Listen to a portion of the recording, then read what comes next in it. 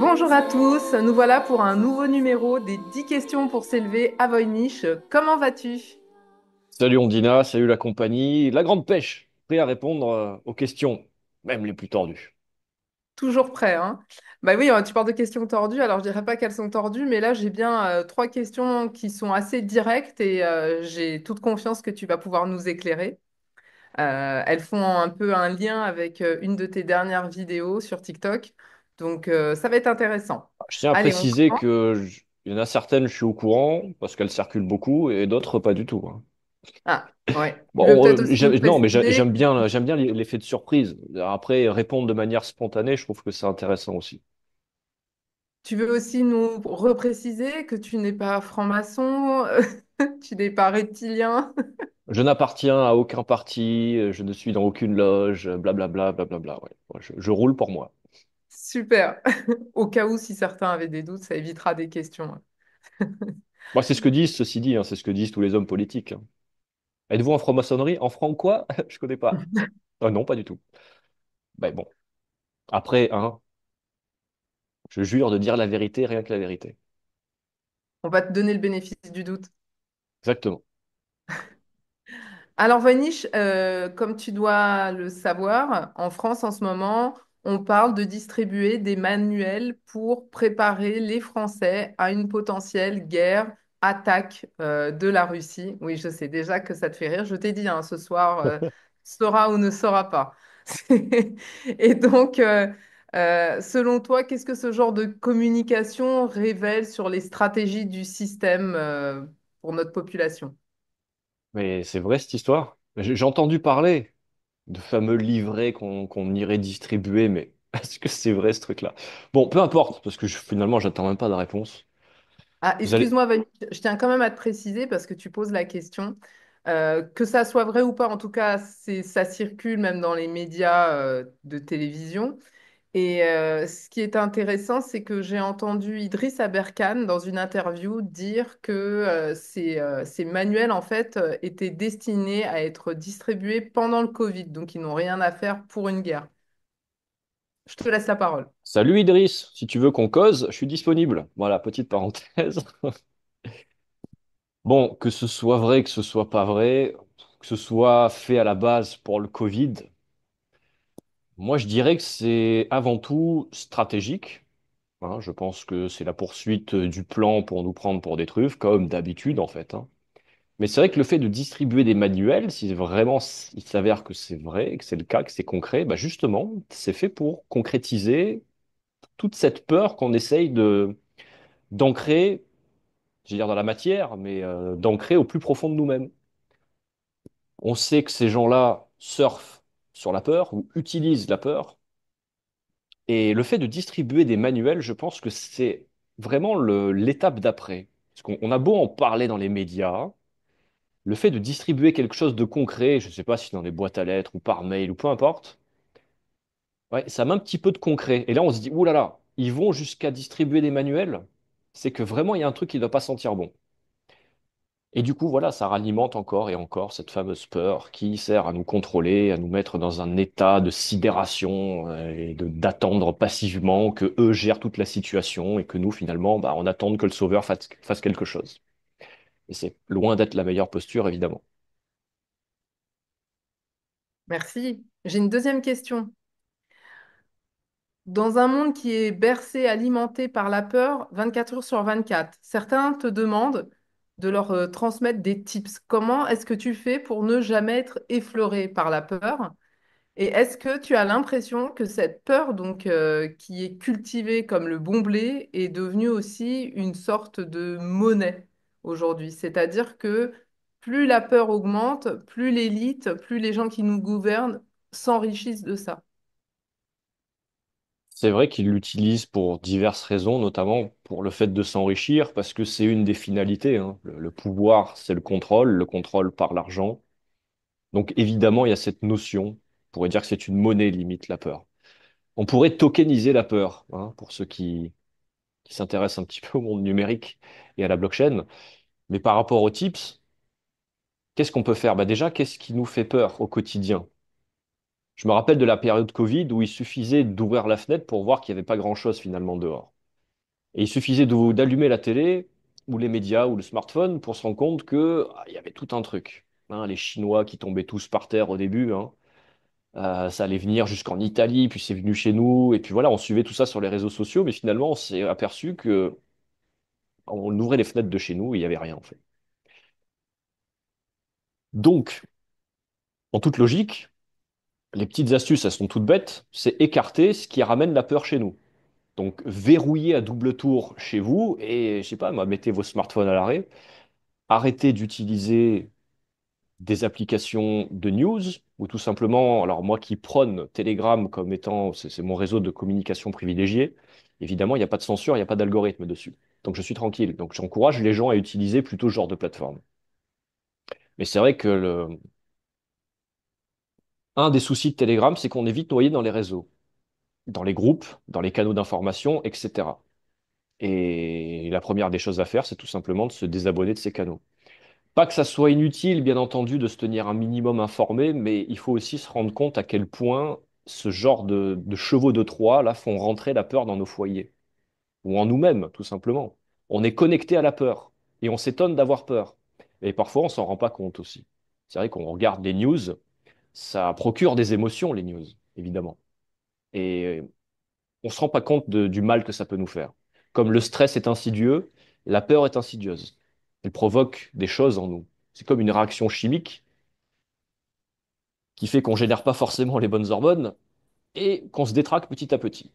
Et ça marche aussi dans la tête. C'est-à-dire que ça nous détraque psychologiquement et on reste dans une passivité qui est mortifère à mon sens. Donc, les petites choses toutes simples, c'est de se couper des news, arrêter. Arrêter la télé, arrêter les canaux d'information et focaliser sur des trucs positifs, focaliser sur des projets que vous montez, focaliser sur des belles choses.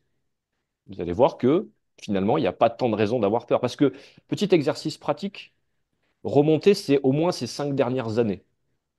Si vous vous étiez coupé du monde ces 5 dernières années, est-ce que ça aurait changé quelque chose à votre quotidien? Il semblerait que non. En tout cas, moi, c'est ce que j'ai fait. Ça n'a absolument rien changé à ma vie, ça changera à ma vie que je sois connecté à tout ce genre de trucs négatifs. Donc, à mon sens, il faut vraiment faire l'effort, je sais que c'est pas simple, d'écarter tout ça de notre vie. Très bien. Ensuite, rentrons un peu plus dans le vif du débat. Au niveau monétaire, on change complètement de sujet. Est-ce que tu conseilles aux gens de vider leur compte en banque ou de laisser un minimum?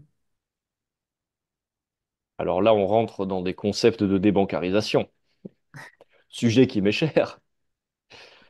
Première action, l'action la plus simple, la plus efficace et légale en plus, hein, pour ceux qui ont peur de... Je ne sais pas de quoi on peut avoir peur, hein, parce qu'on se fait souvent des fausses idées sur ce qu'est la débancarisation. Donc je rappelle, hein, pour ceux qui ne savent pas, la débancarisation, c'est le fait de sortir des banques. Donc le fait de se passer des banques. Et la question est vraiment très bonne, parce que les gens ne comprennent pas, je pense qu'on doit opérer des transitions. Donc quoi que l'on fasse, il ne faut pas être radical, il ne faut pas être idéologue, parce que ça, c'est se mettre des bâtons dans les roues, comme je l'explique assez souvent. Il ne faut pas être radical non plus. C'est-à-dire que quand j'explique qu'il serait bon de se débancariser, on ne va pas se passer des banques du jour au lendemain. Évidemment, c'est un processus. C'est un processus à mettre en place. Et la première des choses, c'est de retirer ces fonds, c'est de retirer le surplus. C'est-à-dire que si vous avez un plan épargne logement, 10 000 € en plan d'épargne logement, arrêtez cette escroquerie, rémunérée à entre 0,75 et 3% quand vraiment ils sont sympas avec nous. Sortez-les et débancarisez-les, c'est-à-dire que vous pouvez les mettre. Alors j'ai parlé de multitude de choses dans mes groupes aussi basés sur les investissements, sur le développement en équipe, financier notamment. Je leur dis, mettez ça dans des fonds privés, dans des fonds d'investissement privés, mettez ça sur la blockchain, faites autrement, mais sortez ça des banques. Pourquoi? Parce qu'on a toujours besoin de payer des loyers, des trucs téléphones, enfin des abonnements téléphoniques. On a besoin de payer des petits trucs comme ça avec nos banques classiques. Et on ne saurait pas comment faire autrement. Bien qu'on puisse faire autrement, certains ont peut-être besoin de garder un minimum. Et donc moi, je conseille de sortir un maximum des banques comme une première action pour le placer ailleurs et garder le minimum dans ces banques jusqu'à ce qu'on soit prêt à s'en passer définitivement. Voilà. Donc il ne faut pas non plus se jeter à l'eau bêtement. Il faut faire les trucs tranquilles jusqu'à ce qu'on se sente prêt et qu'on se dise, ah ouais, ok, finalement, la débancarisation, c'est pas si compliqué que ça. J'ai expérimenté. Maintenant, j'ai mis les choses en place et je peux me passer de banque. Très bien. Alors, une autre question, parce que tu sais qu'il y a beaucoup de gens qui tombent sur ton compte et qui sont à chaque fois tellement choqués que pour eux, c'est un changement de paradigme et les questions les plus simplettes peuvent arriver. Bien évidemment, quand on connaît, quand on sait, on peut avoir du mal à imaginer qu'il faut expliquer certaines choses. Quelqu'un m'a demandé quelle était la différence entre l'euro numérique et la crypto-monnaie. Est-ce que c'était la même chose? Et est-ce qu'elles sont toutes les deux reliées aux banques centrales? Elle est intéressante cette question-là. Oui, c'est vrai qu'on j'ai souvent vu cette question sur l'euro numérique. Alors faire la différence entre les deux. L'euro numérique, c'est une crypto-monnaie. C'est une monnaie qui est basée sur la blockchain. La blockchain étant le véhicule, et on va dire que les blockchains, c'est l'autoroute, et la crypto-monnaie, c'est les voitures qui circulent dessus. C'est comme les robinets. La tuyauterie, c'est la blockchain, et l'eau, c'est les crypto-monnaies. Donc on peut mettre n'importe quoi dans les tuyaux, hein. On peut mettre du jus d'orange, on peut mettre du sirop de fraise, on peut faire ce qu'on veut. Donc il existe plusieurs crypto-monnaies, et c'est vrai que l'euro numérique, elle, par contre, est reliée aux banques centrales. C'est-à-dire que c'est une monnaie numérique qui peut être contrôlable. Et comme ils peuvent contrôler la monnaie, ils peuvent en faire ce qu'ils veulent. C'est-à-dire qu'ils peuvent la rendre périssable, ils peuvent lui mettre une date limite de consommation, c'est-à-dire que vos euros peuvent disparaître. En fait, ce qu'il faut comprendre, c'est on peut créer n'importe quelle règle avec la monnaie. C'est-à-dire que si demain, j'essaie de prendre un exemple,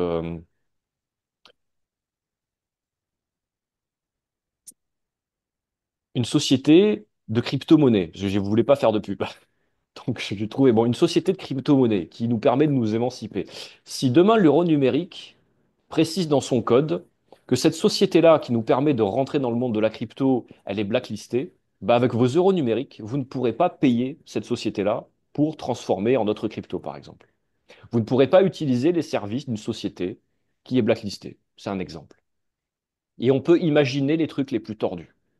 Et je pense qu'on est suffisamment bon et paranoïaque actuellement, surtout dans ce milieu-là, de l'émancipation, du complotisme, que je vous laisserai imaginer tout ce qu'on peut coder, tout ce qu'on peut créer comme règle autour de la monnaie pour que ce soit vraiment restrictif, autoritaire, bref, une vraie dictature.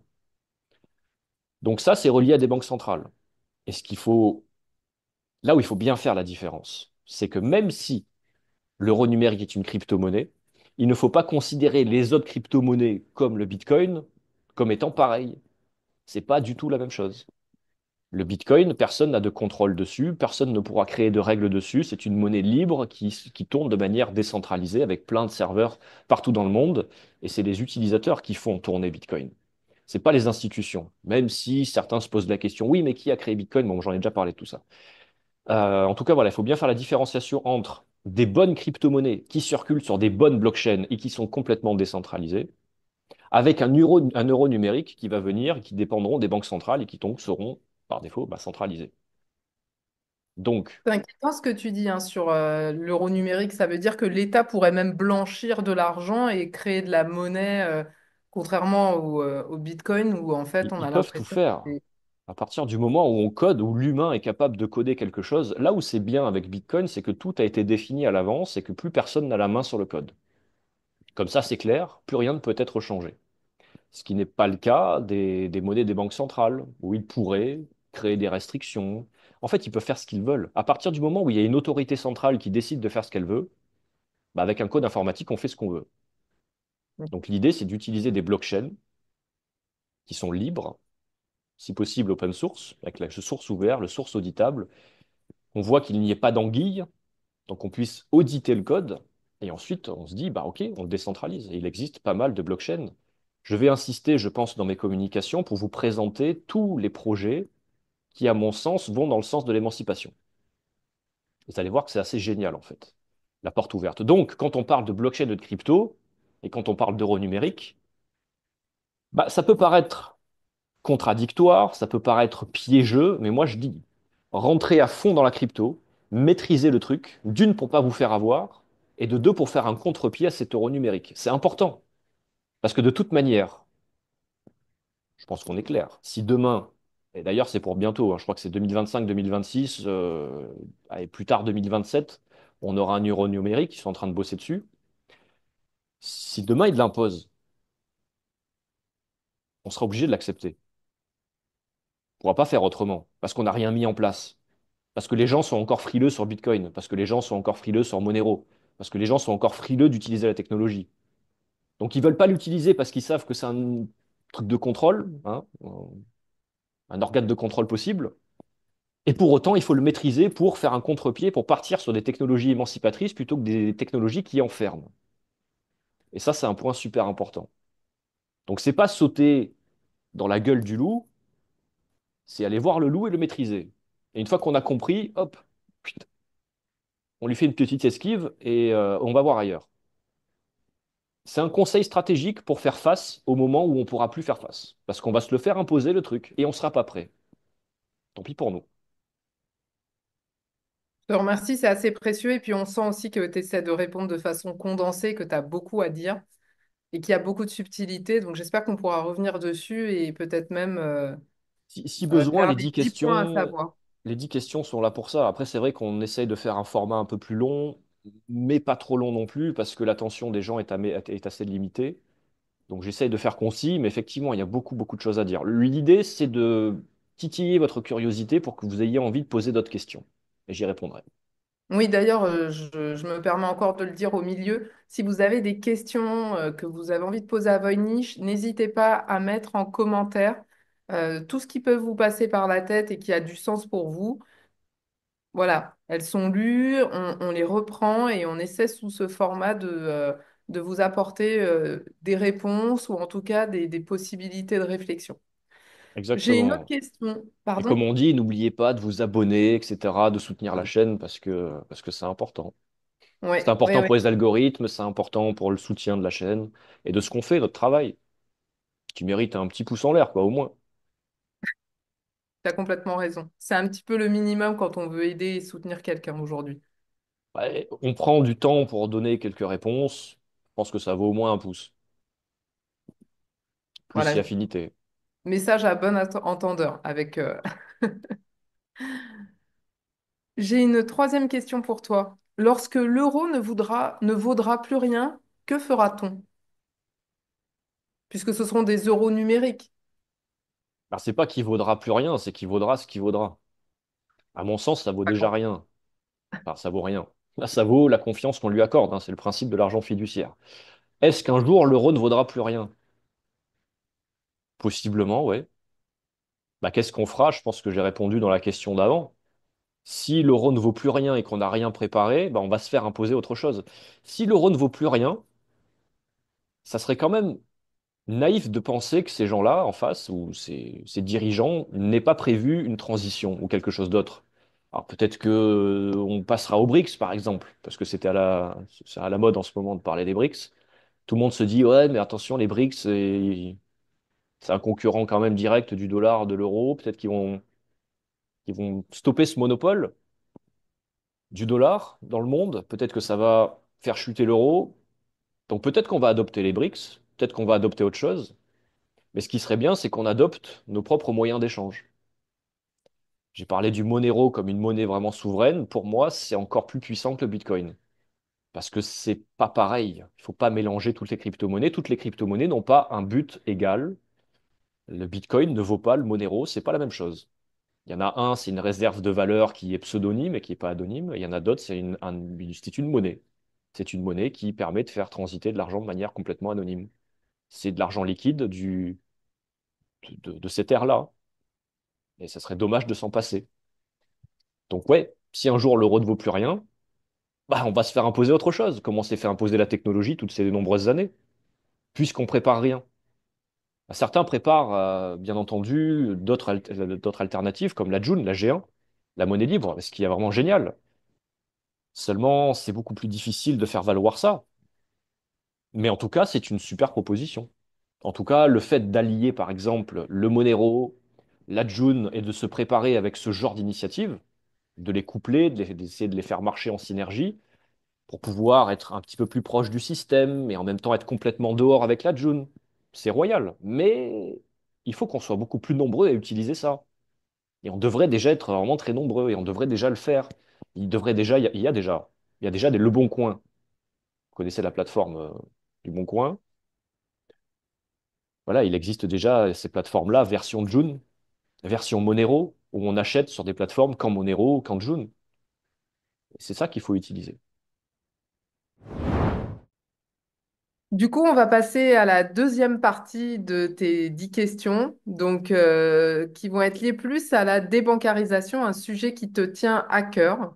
Et il y a beaucoup de croyances et de comparaisons avec des personnes qui parlent de crypto-monnaie, mais pas forcément de façon très positive. Donc, c'est peut-être pour toi aussi l'occasion d'éclaircir et aussi d'éclairer les gens sur l'incompréhension qu'il peut y avoir et la peur à passer le cap et mettre de l'argent dans ces modes de fonctionnement. Donc, la question numéro 6, on dit que tu parles souvent de débancarisation. Pour beaucoup, ça fait peur. Pour toi, est-ce que c'est une fuite ou une reconquête, une réappropriation d'une autonomie financière? C'est un changement de paradigme. Débancarisation, donc on se passe des banques, on sort des banques. Tout le monde sait que les banques nous trompent sur divers points. Tout le monde sait qu'elles ont un certain contrôle sur nos fonds. Bon, maintenant, il y a des solutions. La débancarisation en est une. Quand on n'est pas en phase avec quelque chose, on le quitte. Quand on n'est pas bien dans un boulot, par exemple, dans une société, bah, on la quitte.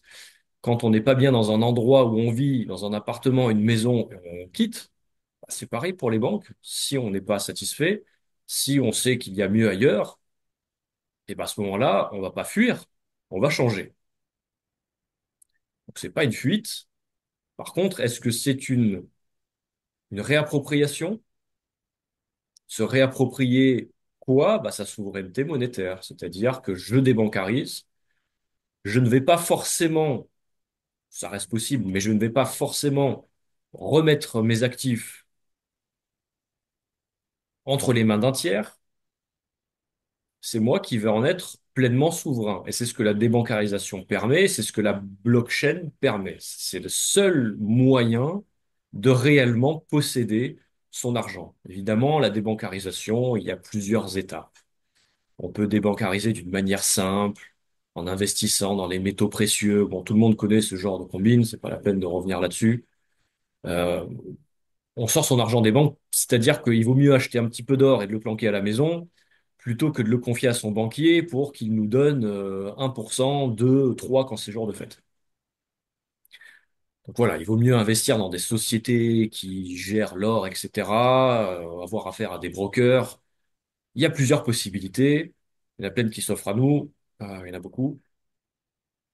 Maintenant, c'est vrai que le seul moyen d'être souverain au niveau monétaire, c'est la blockchain. Donc voilà, je prône pas pour un plus que l'autre. Il faut faire ce qui est bon pour nous, ce en quoi on croit. Si, comme tu le dis, les crypto-monnaies ont mauvaise presse, blockchain, crypto-monnaie, c'est la même chose. On va dire que la blockchain, c'est le support pour la monnaie numérique qui est la crypto-monnaie. Si on n'est pas à l'aise avec ça, bah à ce moment-là, on n'y va pas. Mais il y a d'autres choses. Comme certains, peut-être, ne vont pas vouloir forcément acheter de l'or, mais vont pouvoir faire autre chose. Tout dépend. Mais en tout cas, les possibilités de sortir des banques sont là. Ça n'attend que nous. Alors, on va passer à la sixième question. Parce que beaucoup assimilent la crypto-monnaie à la nourriture de la matrice. Qu'en penses-tu? Oui, autrement dit, si tu utilises la crypto-monnaie, tu utilises la matrice.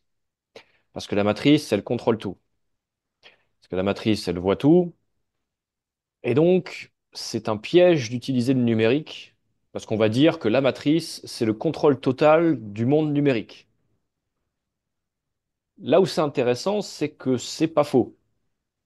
C'est pas faux parce qu'on ne sait pas se protéger, on n'a pas forcément les bonnes méthodes, on n'a pas les bons outils, on n'a pas les connaissances qu'il faut.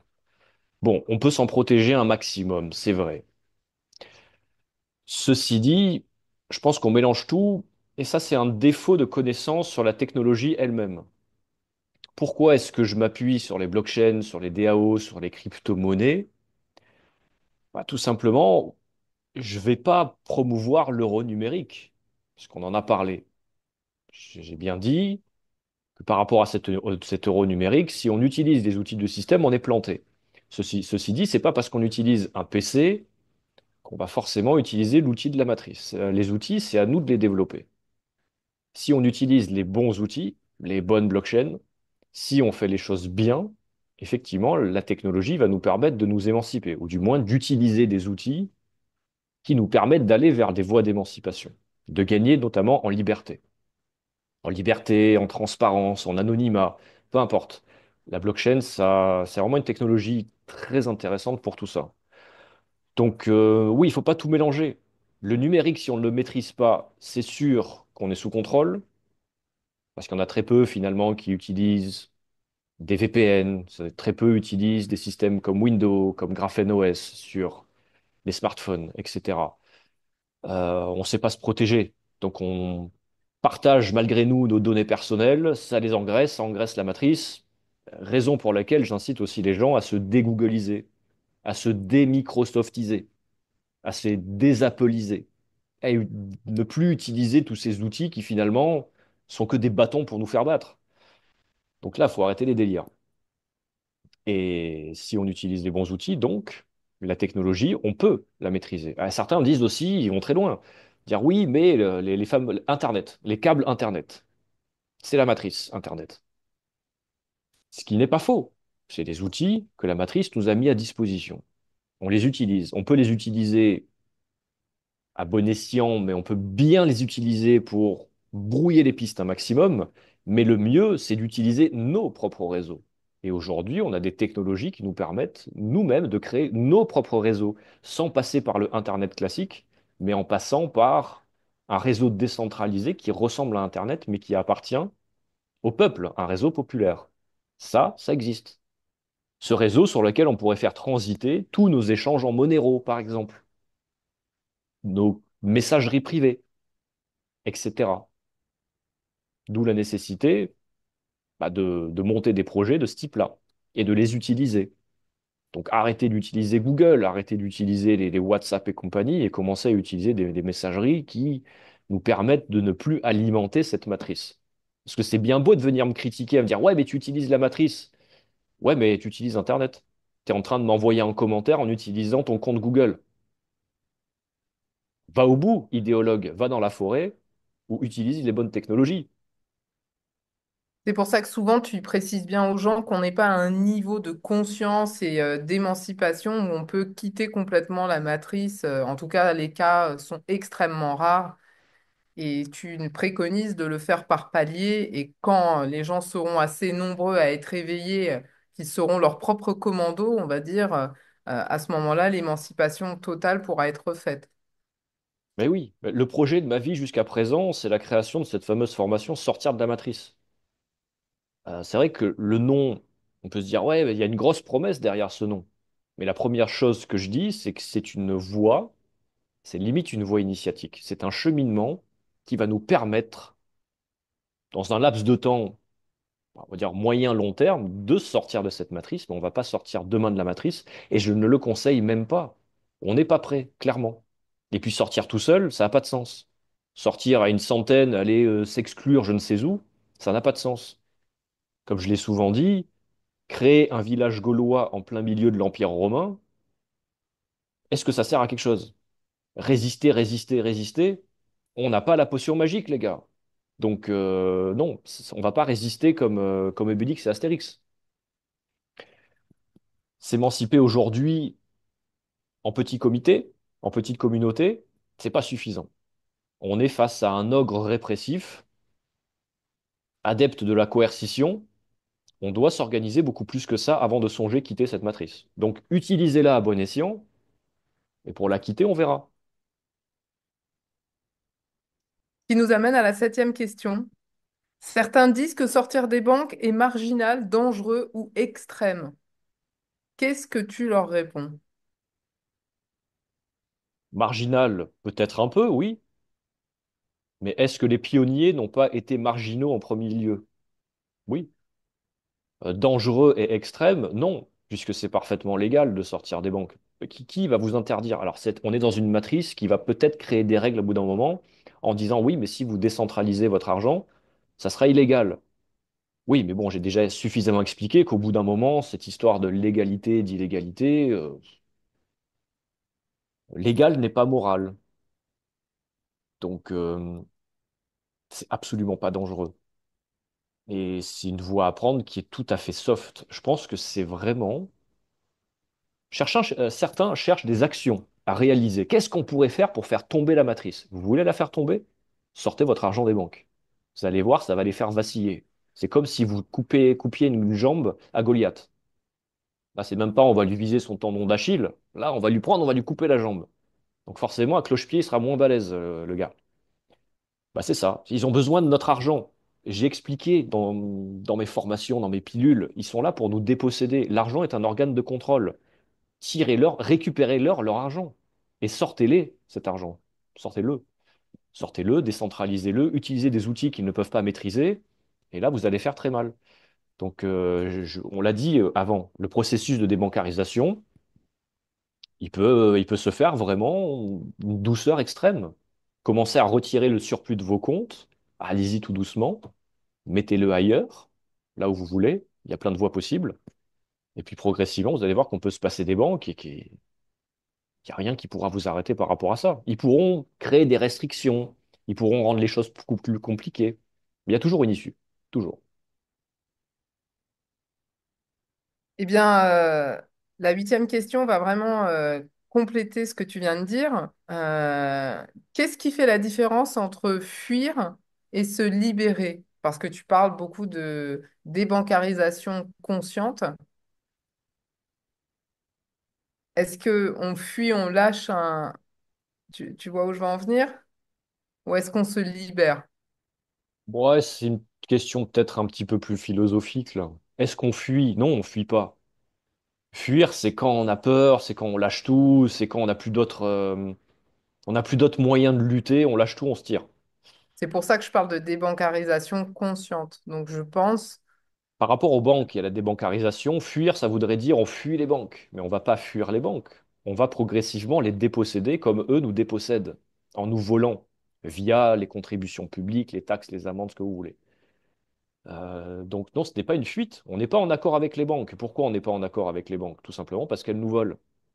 Elles nous offrent des taux d'intérêt complètement ridicules alors qu'elles se gavent. Elles se gavent avec notre argent. Elles utilisent notre argent et plutôt que nous refiler des taux d'intérêt qui pourraient passer les 10, 12, 16%, ce qui est le cas quand on sort des banques, et ben voilà, au même titre qu'eux, on le sait très bien. On veut retirer 2 000 € en liquide, on peut pas. Il faut faire des courbettes, il faut faire s'il te plaît, monsieur le banquier, est-ce que vous pourriez avoir l'obligeance de me donner mon argent? Et à quel moment on doit quémander à des banquiers qui nous prennent pour des truffes avec des taux d'intérêt ridicules? Tant de raisons qui font qu'on doit progressivement se passer d'eux. Donc c'est pas une fuite. C'est OK. Vous répondez pas à mes exigences, votre service n'est pas ce que j'attends, bah, je vais décentraliser mon argent, je vais débancariser. Et j'ai déjà expliqué qu'on pouvait avoir des taux d'intérêt de 5 à 7 fois supérieurs sans forcer. Sans forcer, c'est-à-dire sans connaissance. Sans connaissance, avoir 12, 14, 16% d'intérêt annuel sur son épargne, donnez-moi une banque qui fait ça. Et pourtant, en 10 minutes, je le fais. Je monte un compte, je transfère tout, 10 minutes, c'est réglé. Je l'ai prouvé dans ma formation des bancarisations. J'ai pris mon téléphone, j'ai dit voilà, je vais vous faire une démonstration de A à Z. Ça m'a pris un quart d'heure. C'est à condition qu'on s'intéresse à tout ce qui est aspect blockchain et décentralisation. Après, la débancarisation, c'est aussi planquer de l'argent sous le matelas, c'est acheter de l'or, c'est acheter des terrains, c'est mettre dans des fonds d'investissement privés, ce qui est très bien aussi, parce on peut se développer en équipe. D'ailleurs, petite parenthèse, si vous ne le savez pas, j'ai un groupe où on parle de ça pour se développer financièrement. Et l'idée, c'est de se mettre à plusieurs pour réfléchir, à trouver des projets qui nous permettent vraiment de faire travailler cet argent, de le placer dans des endroits convenables, d'en tirer parti, nous et tous ceux qui participent. C'est tu ce peux qu'ils pas le font. citer? Oui, c'est le groupe Défi. En fait, vous allez sur mon site internet, Il y a une partie dans... Oui, une partie, vous trouverez ça sur mon site internet. Je pourrais le mettre en description, le lien en description. Mais voilà, eux, quand je parle de eux, c'est l'équipe d'en face, hein, l'équipe de la matrice, ils s'organisent en réseau pour récupérer l'argent et pour en faire ce qu'ils veulent. Et si la technique, ça serait pas de reproduire ce qu'ils font,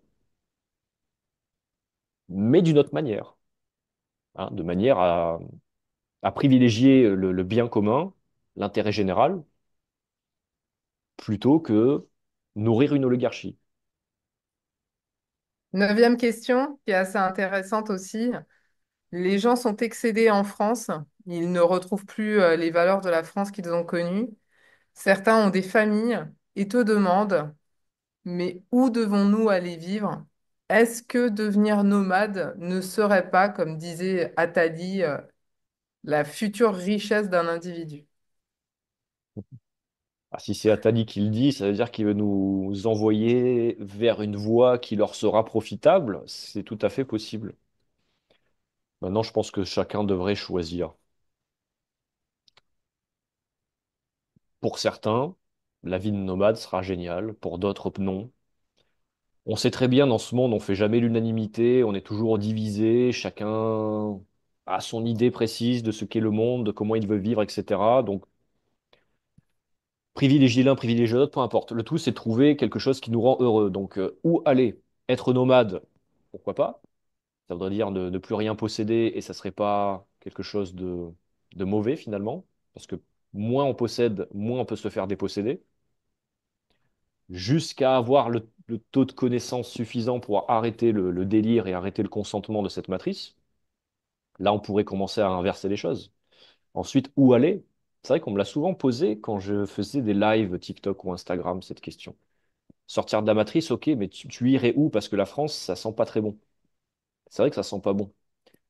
C'est vrai qu'à plusieurs niveaux, on est dans un stade de dégénérescence très avancé. Maintenant, où aller? Ma réponse a toujours été la même. Bah, là où ça vous fait plaisir d'aller. Ah, vous voulez éviter la matrice? Bah, allez là où il y a le moins d'administration possible. Je ne peux pas vous dire mieux, en fait.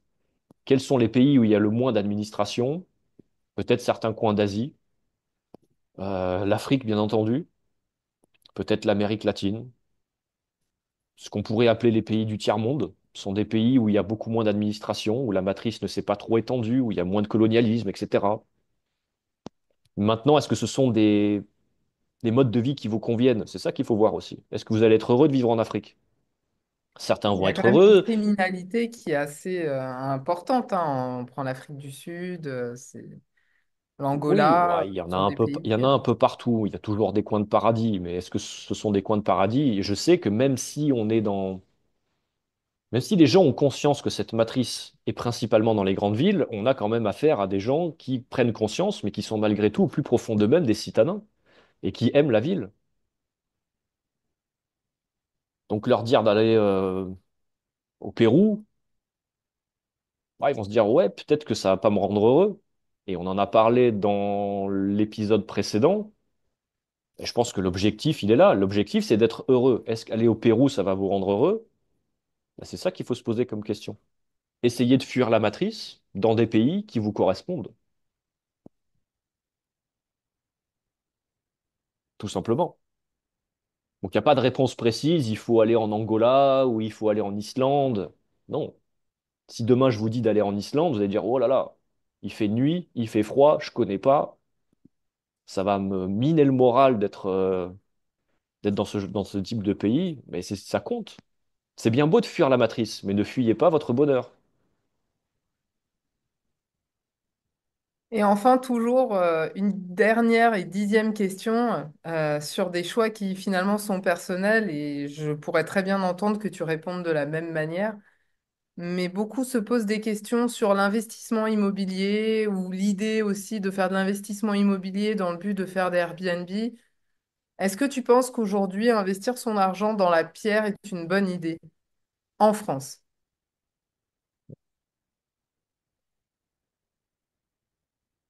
Ça a toujours été quelque chose de bien. Maintenant, c'est vrai que j'ai tendance à dire aux gens,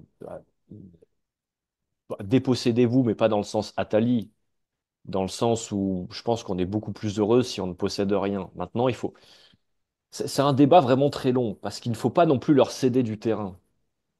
C'est là où c'est problématique. Mais bon, pour rester dans la question elle-même, est-ce que c'est une bonne idée? Très certainement. Même s'il crée des lois comme la loi Laglaise, hein, si je me souviens bien, c'est la différenciation entre le bâti et le foncier. C'est-à-dire que vous aurez beau acheter un terrain, vous aurez la possession des murs, mais pas du terrain. Ça, c'est de la douille quand même, hein. C'est de la douille en préparation, c'est de la réelle dépossession, comme toujours.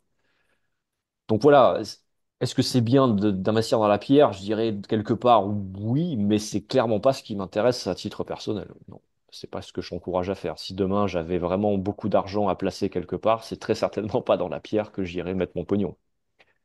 J'irais plutôt le mettre. Je pense que le nerf de la guerre, ça va être la terre plus que la pierre. Même si on n'est pas propriétaire de nos terres, à un moment donné, il va falloir qu'on se réveille pour créer des systèmes, notamment des DAO, pour pouvoir reprendre possession sur nos terres et de faire un espèce de contre-pied au cadastre avec le foncier. Le foncier, il faut recréer un système pour nous. Bon, là, on est vraiment dans des considérations très avancées, donc je ne vais pas m'étaler plus là-dessus, mais en gros, le foncier, c'est la matrice qui a décidé de posséder toutes les terres. Bon, si j'avais de l'argent aujourd'hui, je le placerais plutôt dans la blockchain, dans des projets émancipateurs, dans des projets auxquels on a plus de contrôle. Parce qu'on n'est clairement pas armé aujourd'hui pour faire face au foncier, malheureusement. C'est pour ça que je prône la création de DAO pour justement contrer ça, ou proposer une alternative pour non pas des personnes, mais des êtres vivants, pour ceux qui entendent la différence. Mais la blockchain aujourd'hui, en tant qu'investissement, quand on dit on va investir quelque chose, soit c'est pour léguer quelque chose à sa descendance, soit c'est pour se faire plus d'argent. Si c'est pour se faire plus d'argent, je dirais que la blockchain est beaucoup plus intéressante. Même si c'est pour léguer, si quitte à léguer quelque chose, on peut léguer sans frais de notaire si vous savez décentraliser. Vous avez 1 million qui traîne en décentralisé, vous redonnez 1 million à vos enfants, sans que l'État soit au courant. C'est ça toute la puissance de la blockchain. C'est un bon exemple. Oui. Et si on maîtrise l'investissement blockchain, d'ailleurs j'en ai fait une vidéo, pas une vidéo, une formation, mais une vidéo aussi, une formation sur l'investissement pour dire que voilà, on doit déjà, en premier lieu, protéger ses actifs, son argent. On doit le mettre à l'abri, parce qu'il nous le pique. Aussi, on peut le faire fructifier, 12, 14, 16% assez facilement, comme je l'ai dit, mais aussi on peut l'investir. Sur du court, moyen, long terme, ça dépend. L'investissement, c'est plus moyen, long terme. Mais en l'investissant dans des projets porteurs qui vont être très utiles dans un avenir relativement proche, j'imagine, bah, c'est gagnant. Parce que c'est des projets qui prennent énormément de valeur et qui peuvent nous aider. Donc moi, c'est par là que je passerais si je devais investir aujourd'hui. Bah, c'est ce que je fais d'ailleurs. Eh ben, merci pour ton point de vue. À bon entendeur, salut. Voilà. À bon entendeur, on en discute la prochaine fois si jamais vous avez des questions par rapport à tout ça, évidemment. Donc n'hésitez pas, c'est là pour ça. Alors, je vais faire une deuxième question 10 et ensuite tu pourras choisir. Elle était pas bien la question 10. Mais non, mais c'est pour que tu puisses choisir, tu comprendras après. Oui, mais on aurait pu conclure là. Tu peux me faire confiance des fois ou non? Oui. Et donc, on va conclure avec une dixième question. Si quelqu'un nous regarde, s'il se sent un peu perdu, bloqué, acculé par les crédits, les factures, les peurs, l'impression que sa vie est aussi étroite que son appartement, qu'est-ce que tu pourrais lui proposer pour qu'il commence s'il n'a pas d'argent, pas de perspective, qu'il est seul? Qu'est-ce que ça serait la première chose que tu dirais à cette personne?